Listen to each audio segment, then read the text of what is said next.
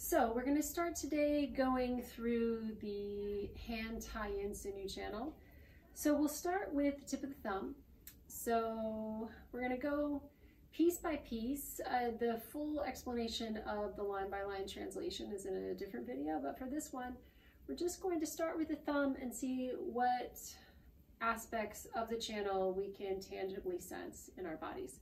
So pick a hand, any hand, and start to make small circles with your thumb. And you can go either direction, opening and closing the hand, trying to keep the kind of the motion in this piece of it. And as you notice, as you explore kind of the motions that the thumb can do, kind of bending and straightening the thumb, making circles, you can start to feel the connection kind of from the tip of the thumb to the base of the thumb, going over this area called the fish belly. And then as you start to do the whole wrist, and again, keeping that motion initiated from the thumb, and making nice circles that kind of include the thumb to the elbow, and kind of going each direction. And you can even have the hand a little bit here at the side.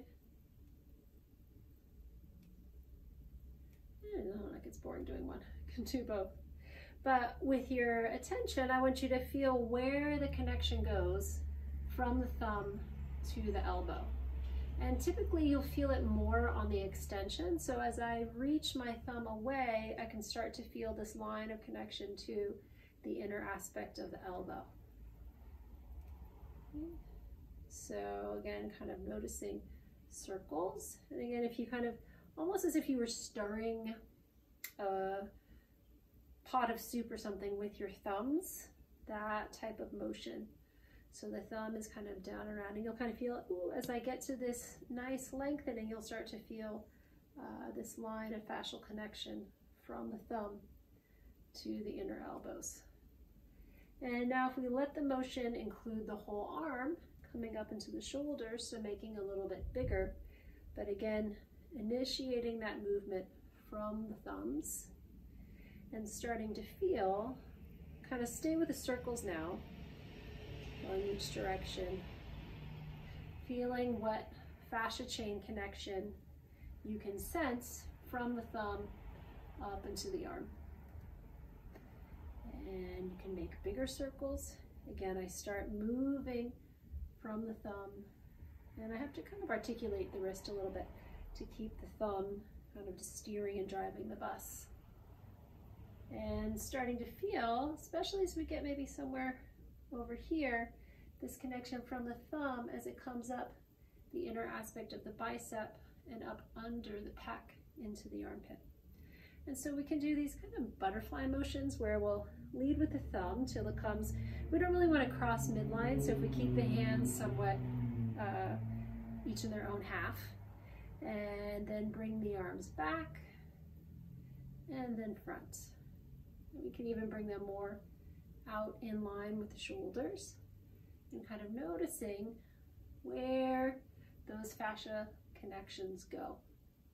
And you might feel, especially as you get more to the end range, without, collapsing or bringing the shoulders, you want to keep the spine nice and tall, and kind of feeling what's the rotational capacity that I have in my shoulder joint, and starting to feel the connection from the thumb up through the arm, down into the armpit. And again, kind of making bigger circles, kind of getting a little bit of a waving motion, kind of noticing how the movement then has the effect of effect on the shoulder. And kind of notice, do you kind of sense that opening and closing from more the front aspect of the shoulder or more the back aspect of the shoulder? And you can kind of feel where those lines of influence are.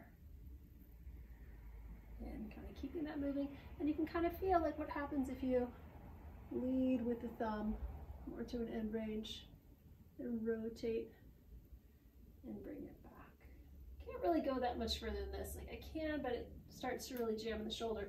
So you want to, stay honest with yourself. You don't want to kind of like distort and do weird things, but you kind of feel like, what's the healthy end range of my shoulder? and then bring it back.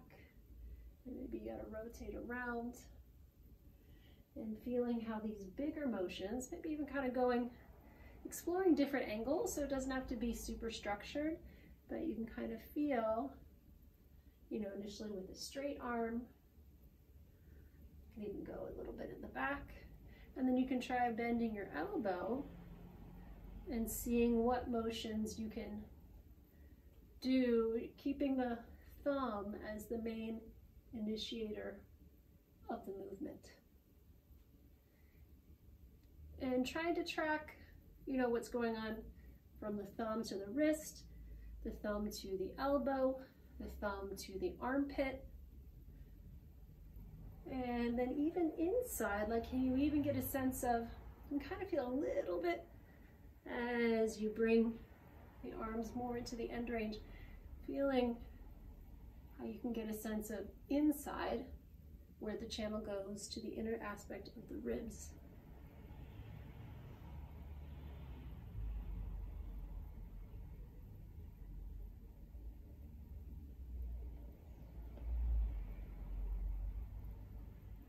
And you can kind of see you get this rolling in of the shoulder at the end range. If I internally rotate leading with my thumbs, I kind of get here.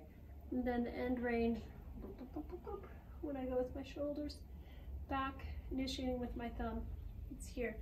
So it's primarily, if you've been doing it for a while, you should start to notice the main area of influence is this anterior shoulder. And why is this important? It's important because the effectiveness of acupuncture, especially for channel traveling, it happens along these fascial lines. So if you're trying to influence chi up in the lungs, or even like for fascia issues like in the shoulder and the chest, you have to be able to sense those lines of connection. And it's a nice thing to be able to do with a partner. Maybe we'll do some videos with that too, where if someone grabs your hand Taiyin sinew channel and starts to articulate your arm in different ways, like strange way of doing it, but you're able to really get a sense of how is the fascia chain organized from my thumb up into my shoulder and into my rib cage. And how do you create like a nice line of trajectory from the thumb all the way up into the shoulder. And what's interesting is that if you have experience with channel traveling, you'll actually find that doing it on around the lung 7 area on the bone is actually a little bit easier. So when you're doing the maybe kind of the tuina or kind of assisted stretching, yes, you want to really get that thumb in connection to it. But with acupuncture, if you line it up right, you'll be able to get more effective kind of chi channel traveling sensations, starting with litre on the inner aspect of the wrist. And so if we kind of have that sense of where the Taiyin sinew channel goes, then we'll start to pay attention to the pinky fingers. So we're going to go switch over to hand Taiyang. So hand Taiyang is a completely different terrain than hand Taiyin. And I like to think of both of them as kind of being the outer boundary. So if you kind of look at the hand, you have sort of the Taiyang and Shaoyin here, and you have the Taiyin over on this aspect of the thumb, and then kind of Yangming between the two. So each aspect has kind of a yin and yang bit to it. And it's interesting, right? Because if you think about kind of the qualities of yin and yang, that sort of the dexterity and strength of Yangming comes from this thumb and index finger connection. The ability to grasp and do a lot of the most fine kind of motor skills come from these two fingers working in collaboration with each other. And that when it comes to the pinky finger, actually the greatest strength is more on the outside. So what you can do with this outer boundary, so whether it's, you know, kind of a chopping motion, or it's actually the swinging motion of the arms, like this sort of more yang aspect is here on the outer aspect of the arm, while the inside is a little bit more delicate and soft, and allows a little bit for this like curving and softness that comes. If you try and move your arm from the inside aspect of your pinky finger, you'll start to notice this sort of soft curling happening that kind of creates a softness up through the inner part of the arm and into the chest. So it's really nice to attempt to sense the channels and start to notice, like, what are yin and yang qualities, what are you, like, how do these really tangibly feel in the body when it comes to the sinew channels, because they each have their own like very distinct kind of motion and character. So back to hand Taiyang. So let's start here with the pinkies. And so you'll kind of find right away like the pinky finger dexterity, at least in, well, I broke this one so it doesn't move that good, but that it's quite different than the thumb, you know. And so just doing a couple motions with the pinkies and the wrists and kind of feeling that fascial connection from here to the outer aspect of the wrist, and then bringing it to the elbows. And again, kind of as if you were stirring a pot with your pinky finger, starting to feel how it connects up this kind of hard aspect of the forearm up to the elbow, feeling those lines of connection going each way, and then making it a little bit bigger, and noticing as you make it bigger the way that it connects up to the shoulders. And you might notice with this one that rather than having a clear connection with the front aspect of the shoulder, it's starting to connect more to the back. And if I articulate from this pinky, it requires a lot more, I'm moving this way so you can see my shoulder blade, it requires a lot more motion of the scap. So the scapula, every time I move it here, rolling up and coming down. So this motion through the shoulder blades starts to give you indication of the terrain of hand Taiyang, which, if I make kind of a big motion with this posterior aspect, it kind of hits a little bit of an end range here, but the hand Taiyang sinew channel does come up this way and does kind of a circulation around the shoulder blade before coming up into the neck and the head and joining in with foot Taiyang. So as you move in these circles, again, you can kind of make big circles.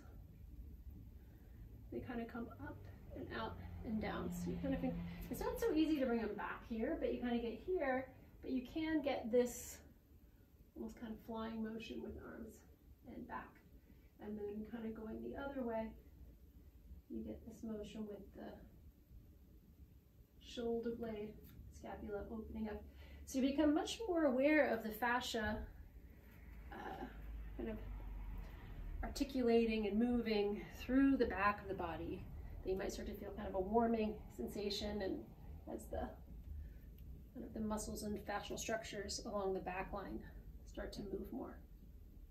And notice kind of the shapes like this. When we had the hand Taiyin, it had a lot more of these kind of curvy, softer shapes. But when you move from the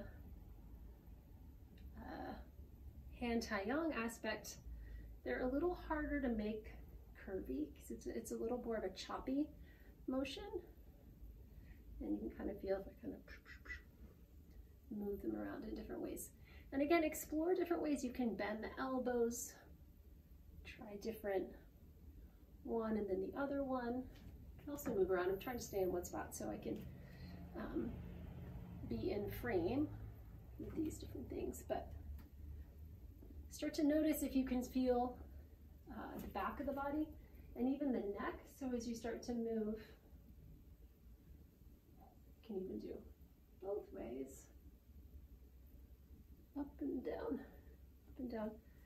Starting to feel that small intestine, well, it's not called small intestine, it's called hand Taiyang sinew channel, through the back. And one thing, so one of the points on the primary meridian, which we kind of overlap with our sinew channel, is small intestine 3, which is right here behind the knuckle bone. And so if you try as an experiment to initiate movement from here, you might find that as you get to the end range, it naturally starts to make the back of the spine go like this, especially around through here. So you're able to really, in this motion, use the, or not use, you start to feel the connection of how the hand Taiyang interacts with the spine. So when you start to get that scapula movement, it naturally starts to open up the posterior aspect of the spine. And you contrast that to the Hui or lung 7. I even made a dot on it here, right there. And if you move from lung 7, like we were doing with the hand Taiyin sinew channel, you start to feel how that motion connects more to the anterior aspect of the spine and the front of the body. So if you were choosing to move from any specific channel to be able to influence the Renmai or the Dumai, that these two make sense, and you can discover that by trying to move your structure from those points and kind of play around with how do those points connect to the channel that they're supposed to influence, because it's not magic. It's very tangibly accessible through articulating the body from those places. So try those different things, explore with it, and see if you can start to really tangibly sense those fascial connections from the thumb into the armpit, into the rib cage, and down inside the chest, and from hand Taiyang up around that scapula area into the neck and into the head. Try it out.